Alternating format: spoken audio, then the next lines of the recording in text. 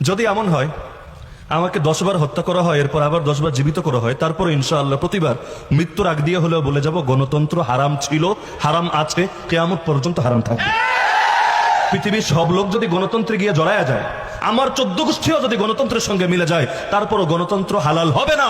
যেটা আল্লাহর কোরআন দ্বারা হারাম, যেটা নবীর হাদিস দ্বারা হারাম, সেটা চিরকাল হারামই থাকবে। কেউ গ্রহণ করুক আর না করুক, তারপরও সেটা হারামই থাকবে। তো এখন এটার ব্যাপারে ভুল স্বীকার করার অর্থ হলো আমি এখন গণতন্ত্রকে হালাল বলবো। যেদিন আমি গণতন্ত্রকে হালাল বলবো সেদিন তো আমার নিজের ইমানই থাকবে না।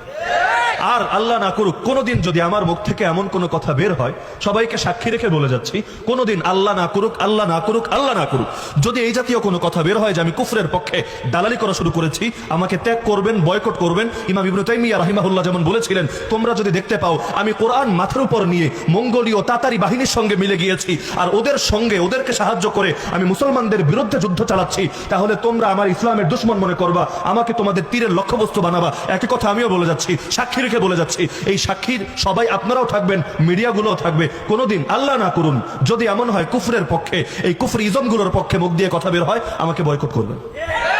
কারণ ব্যক্তি পূজার ইসলামে কোনো সুযোগ নেই। যতদিন হকের উপর কেউ থাকবে, তার প্রতি মহব্বত থাকবে হকরে মহব্বত করার কারণে। আর